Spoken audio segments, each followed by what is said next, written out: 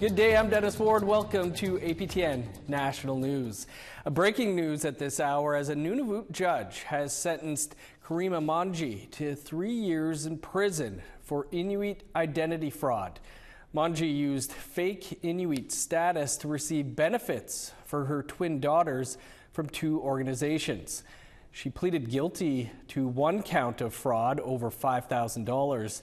The judge went beyond the Crown's recommendation of 2 years in jail, saying her actions are an egregious example of the exploitation of Indigenous peoples, and the punishment must fit the crime. We will have more on this story at 6 p.m. Eastern Time on the APTN National News. The identity of the man who was fatally shot this week by the Ontario Provincial Police at Anicinabe Park in Kenora, Ontario, has been revealed. On Tuesday afternoon, the OPP responded to a call after an allegedly knife-wielding man set fire to a store in the park. The Ontario Special Investigations Unit is now looking into the death of Bruce Frogg, who was fatally shot by police at the scene. Frogg, who died at 55, was a member of the Wawa-Kapawin First Nation in Northern Ontario. He was the son of former Chief Simon Frogg. In a press release from the council, Frogg was described as an avid outdoorsman, remembered for his teachings and stories about the land. Over the weekend, a family from the Island Lake area in northern Manitoba hosted a long-awaited memorial for a relative who died of tuberculosis in 1948. Billy Harper spent a lifetime searching for his mother, who passed away when he was just 4 years old. His daughter Sharon found her burial site in Brandon. APTN Sierra Bettens tells us how. At his mother's final resting place, Billy Harper strummed a Hank Williams song to awaken her spirit. Then, it began to pour.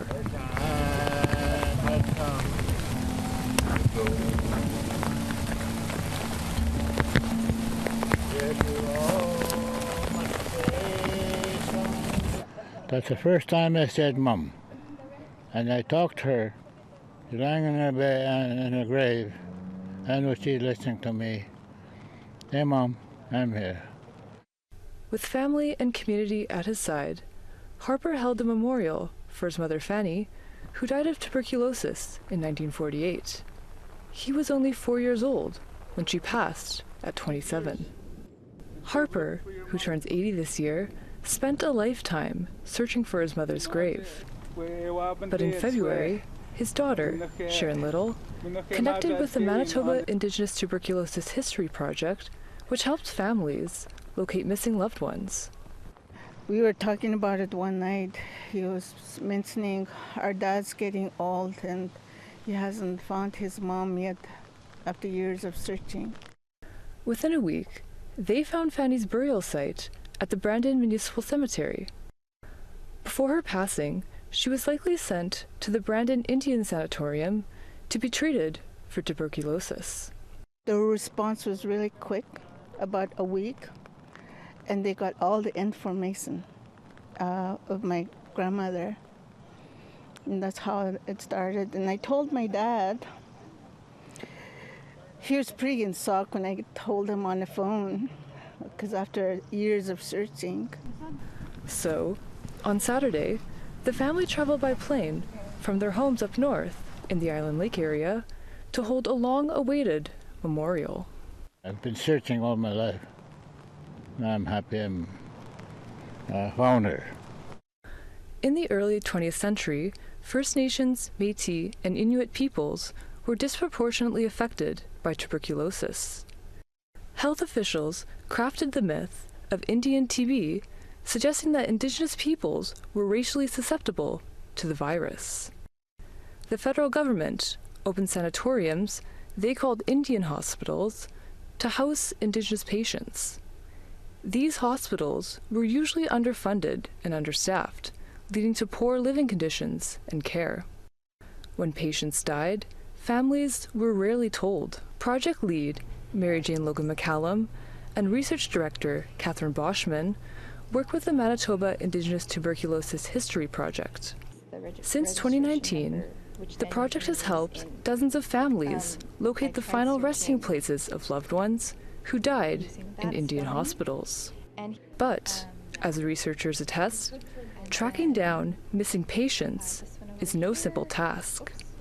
There are religious repositories, funeral homes, and it is a really overwhelming process to begin and to even know where to start, because each avenue is a little bit different, and so the process is not like an easy, straightforward path.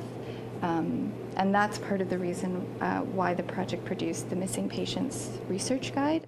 The Missing Patients Research Guide is free online. It is designed to help families begin their search. Though the research team has expanded over the years, Logan McCallum believes the onus should be on the government to help Indigenous families access public records.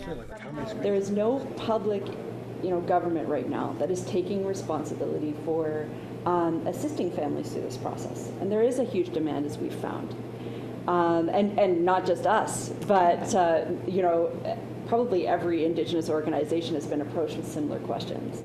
At the memorial in Brandon, green grass grows over a row of unmarked graves. Graves the researchers believe could be for other patients like Fanny Harper.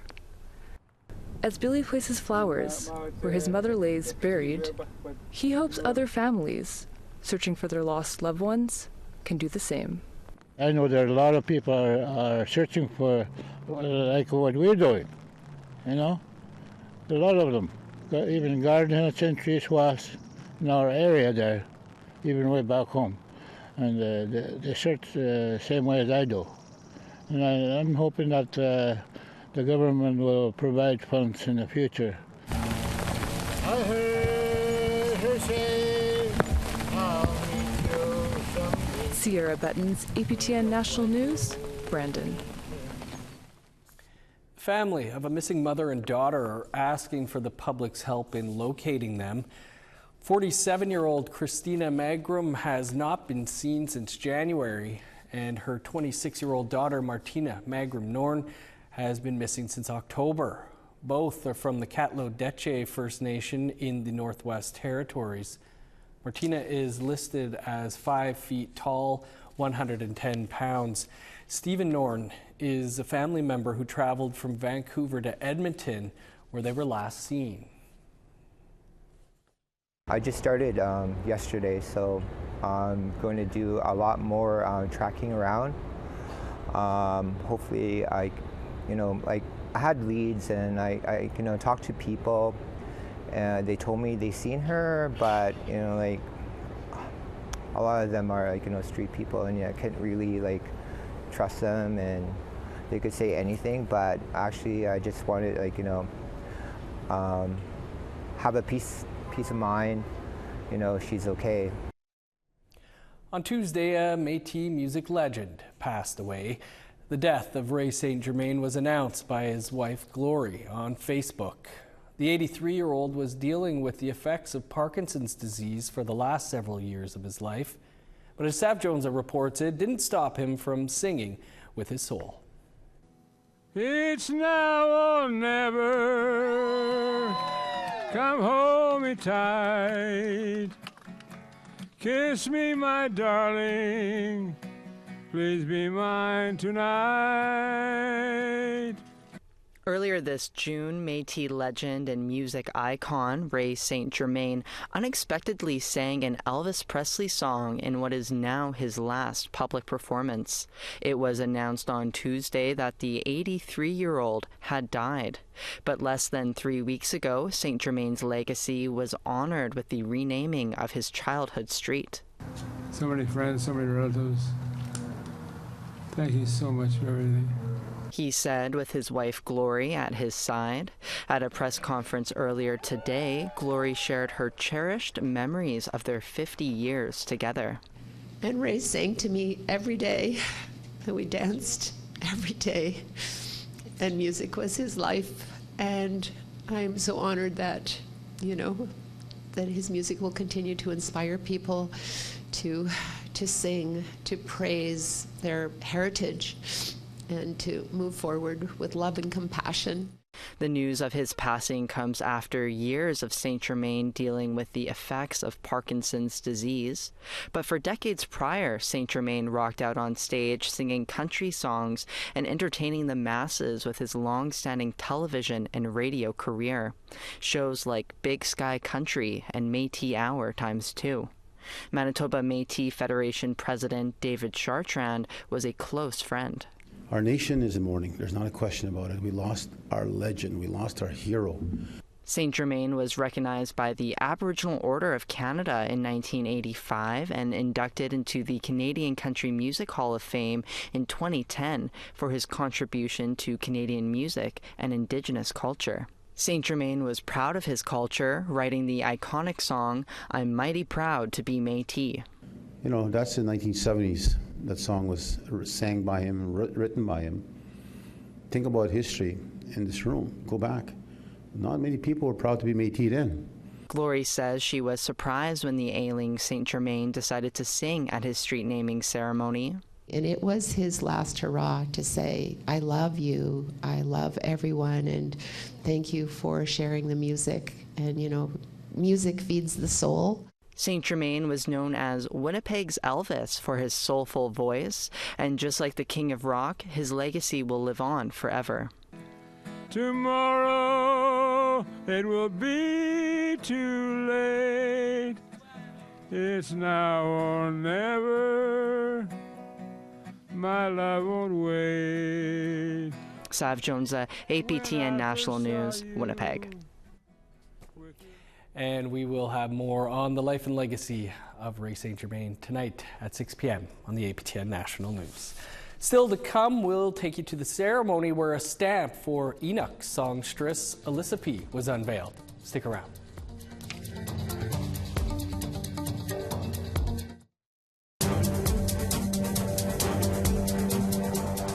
Welcome back. For National Indigenous Peoples Day, Canada Post issued its third annual series of stamps honoring important Indigenous figures. The stamp featuring Inuk singer Elisapie was unveiled at Montreal's McCord Museum on June 14th. Quixote Alexandra Viechizo was on hand for the celebration. Go! Vous pouvez tirer. Allez-y. On tire, on tire, on tire.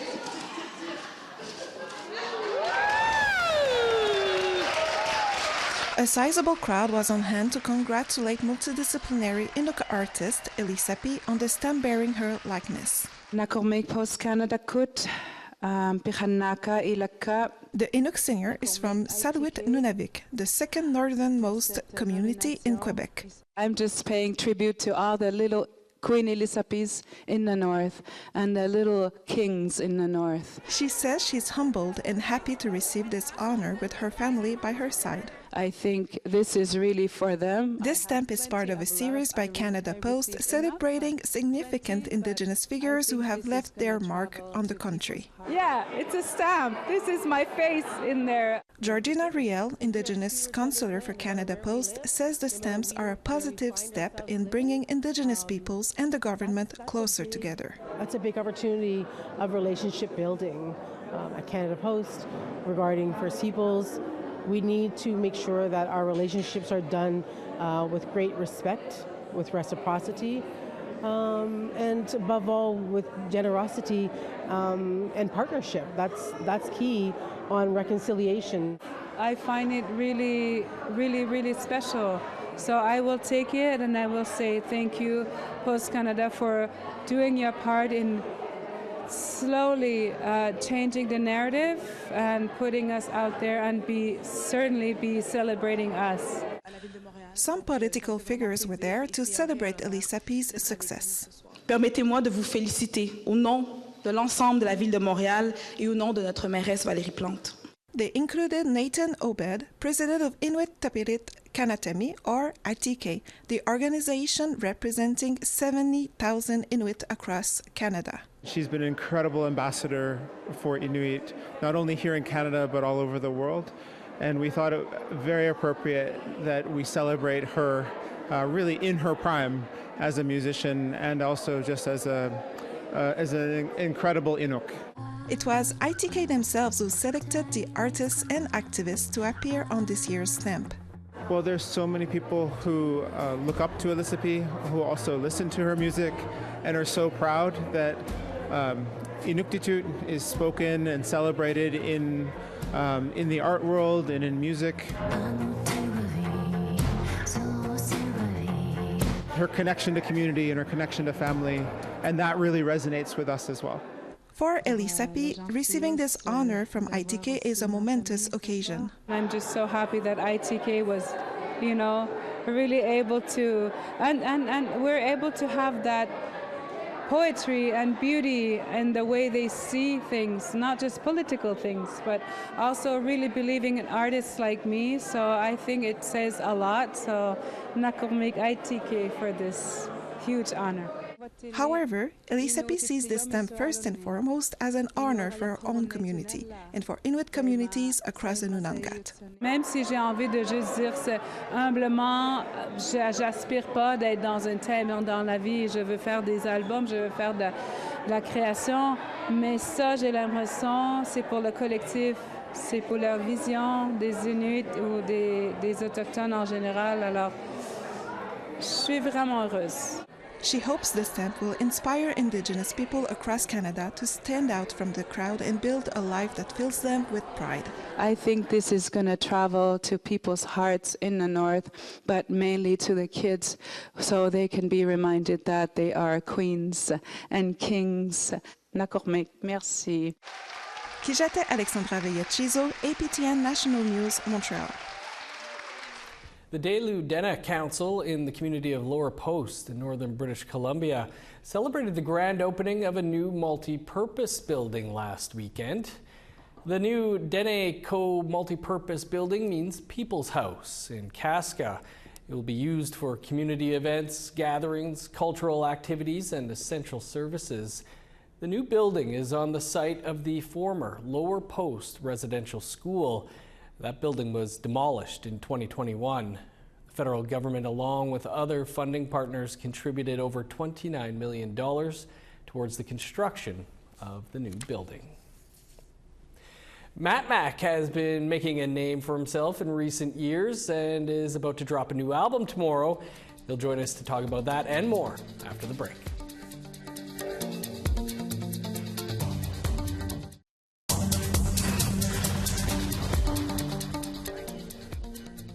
Welcome back. Here's a look at your current conditions. 21 in Halifax, 23 in Fredericton, 14 with showers in Kuujjuaq, cloudy, and 10 in Nain. Sun's out in 23 in Montreal, rain and 22 for Val-d'Or. 21 with showers in Sault Ste. Marie, 22 in North Bay. In Thunder Bay, 14 with showers, 15 and rain in Sioux Lookout. 21 and rain for God's Lake and Norway House. 24 for Winnipeg, showers and 22 in Dauphin. 21 with rain in Regina, soggy and 20 in Saskatoon. 24 with rain in La Ronge, 21 under the sun in Uranium City. Sunny across most of northern Alberta, 25 in High Level, 24 in Peace River. Sun's out in 22 in Edmonton, rain and 18 in Lethbridge. Showers and 17 for Vancouver, 22 in Kamloops. 18 with rain in Prince George, 20 and rain in Smithers. 27 and sunny in Old Crow at this hour, 25 with showers in Whitehorse. Sun's out in 22 in Yellowknife, 27 under the sun in Norman Wells. 14 in Sax Harbor, 23 in Paulatuck. 14 in showers for Chesterfield and Whale Cove, 16 in Baker Lake, 3 in Resolute, 10 in Joe Haven. Manitoba recording artist Matthew Monius has made a name for himself in recent years under the moniker MattMac. Originally from Garden Hill First Nation in northern Manitoba, he's overcome a lot of adversity in his life, including being born blind. June has been a big month for MattMac. He's releasing a new album tomorrow, and he was chosen to take over and curate Spotify's Indigenous playlist for Indigenous History Month. I spoke with MattMac about it all yesterday. Thanks so much for being with us here. You've taken over the Spotify Indigenous playlist for the month, got a billboard up in Toronto. What does it all mean to you? Thanks for having me. Well, it's been super amazing. There's been a lot of stuff happening for sure, and like you said, it's been everything on the move, and I'm super excited for what's to come. And yeah. Of course, your songs appear on the playlist that you compile, but what was on your mind when thinking of other Indigenous artists to help spotlight? Yeah. Well, just to put this playlist together. Put the playlist together, even that was that was an honor, and just to be the part of that process, and just to put a very unique spotlight on these artists. To do that, it felt really amazing, and especially the sounds that they offer, and especially that because I also did I did it very strategically, because most of those artists are featured on my upcoming album that I'm releasing. I'm going to talk to you about that in a second as well, but what are your hopes for the impact of curating the Spotify Indigenous playlist for yourself, but also for the artists that you chose? Yeah, for sure. In terms of the artists that I chose, it was cool because some of those artists, a lot of those artists' music have been on my library, and I feel some people who who hung out with me, they're like, oh yeah, you played this song for me before. I remember this song, and I'm like, yeah. This is some Indigenous artists, some fire Indigenous music that I also listen to, and also put people out there. What is MattMac listening to in terms of Indigenous artists, and to put them on as well. So yeah. MattMac, as you mentioned, a big week for you, releasing a new album this Friday, a collaboration album. What can you tell us about it? Yeah, for sure. In terms of the collaboration album, super excited, by the way. It is a collaboration album of Indigenous artists, 13 plus Indigenous artists, all on the album, and all of the tracks are produced and mixed by me, and it was very cool because this album has been a long time in the progress, in the making, and a lot of effort and a lot of blood, sweat, and tears went to this album, and it was to collaborate on this huge project, and just to put all these artists on and just to work with them. It was a very unique experience, and it was a very good experience as well. Well, MattMac, we wish you all the best on the album when it comes out, and congrats on the taking over the Indigenous Spotify playlist as well. Thanks for taking some time for us. Hey, I appreciate y'all for having me. Thank you. Looking forward to that release. If you haven't heard MattMac, do yourself a favor and listen to it as soon as possible. So much good music out there right now. That is all the time we have for your APTN National News right now. For much more, you can visit our website, aptnnews.ca. I'm Dennis Ward, and I will be back here for more at 6 p.m. Eastern Time. Marcy McGuitch, thanks for being with us. Enjoy the rest of your afternoon.